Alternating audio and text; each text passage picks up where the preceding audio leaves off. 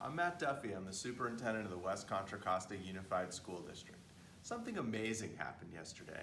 We held our grand opening for this beautiful building, the Michelle Obama Elementary School. And what's even more exciting is that finally our county has moved from the red level of health to the orange level of health. And that gives us some indication that soon we will be able to move ourselves back to school. We're going to be talking about that next week at the November 4th board meeting. And since we are going to start to think about when we come back to school sometime over the coming months, maybe more months than fewer, but we are going to get back to school, it's time to talk about school. And this Michelle Obama School is amazing. It's an incredibly new place, an incredibly new learning environment, incredibly different than we've ever seen before in our district. And I want to tell you about it, and I want to tell you why I am excited about it. Right now, I'm standing in the center of really a pod of classroom spaces. It's a huge learning environment that's absolutely flexible.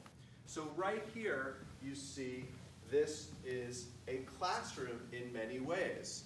There are doors that can close. We can come over here and see these doors that will close, and students can be back in this space, or we can open them and 2 teachers can share this space. And you'll see another space there, 3 teachers could share the space.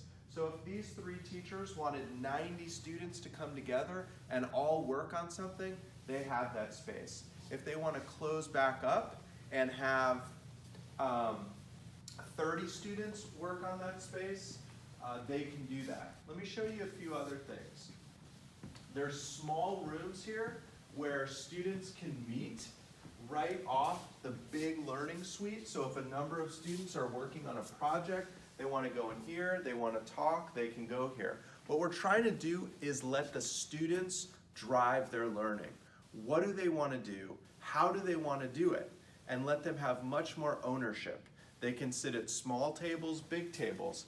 Here you'll see a pretty traditional looking classroom. So again, it's part of the suite, but it's also isolated if it needs to be. So again, if we need to close up, and when we do, and everybody has their own set of students, then they want to do work with them, they can.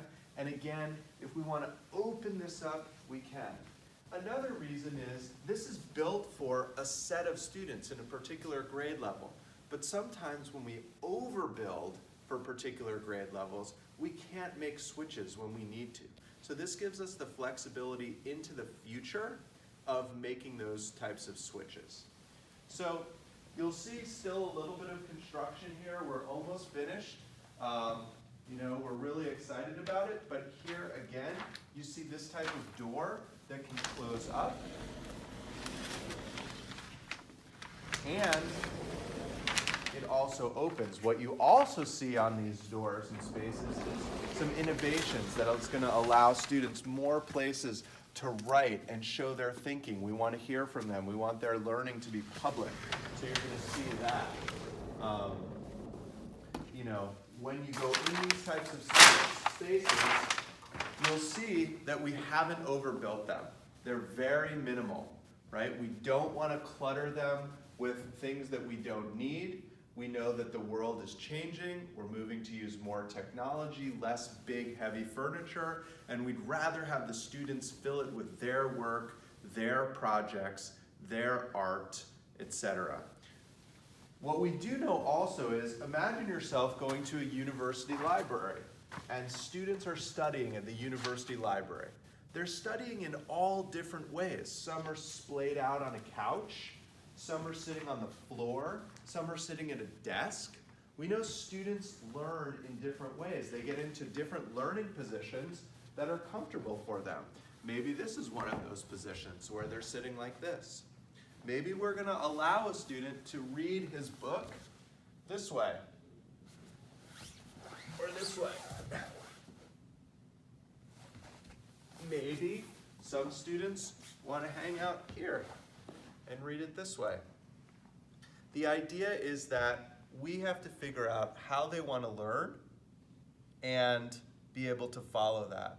So this is a really unique concept. We hope to learn a lot from it. We hope to build future buildings like this that give us as much flexibility to create a true learner-centered experience as possible.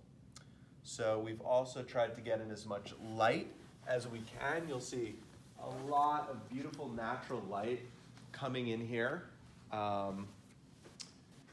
You'll see pretty significant entryways. Let me show you another thing. So even when we've tried to create hallways to attach to other classrooms, there's spaces within which more kids can do work, move around. We're really trying to enable more movement. Everybody, of course, though, within this is still going to have a cubby. They're still going to have a personal space. They're still going to have some personal identity areas where they can put their stuff. But again, just the ability to be free, move, be a learner, be in a learning space. And then you come back to, here's what's a pretty traditional classroom.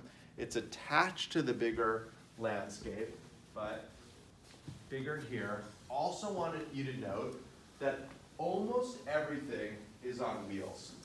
So we're not trying to create a lot of fixed furniture so that if a teacher or students decide, you know, this would really go better here, or today I want to move some things around so I could do that, we can just get them moving, right? So we are not trying to hammer things down, bolt things down into walls for perpetuity. So you'll see beautiful airy space, and you'll see, again, tables. Here are some tables on wheels. Another easier way for a teacher who wants to say, you know what, today I need this group of 5, later I need a group of 2, I need you students to really talk to each other, work on something together, we can have that. So enables that kind of movement pretty quickly. So it's a pretty fabulous place. It's a really exciting place. I am so excited about it. I would love to go to school here if I was a student here. I think the parents who are going to come here are going to love it. The students who are going to come here are going to love it. You know, we know this neighborhood is going to embrace it. Students have been traveling by bus for the last couple of years to the Portola campus in El Cerrito, so they're going to have their school back in their neighborhood.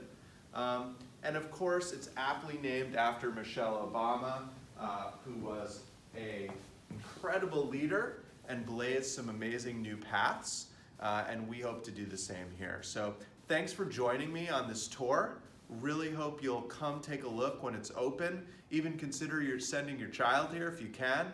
And we'll be excited to get back to school when we can. So thanks for joining me at Michelle Obama Elementary School.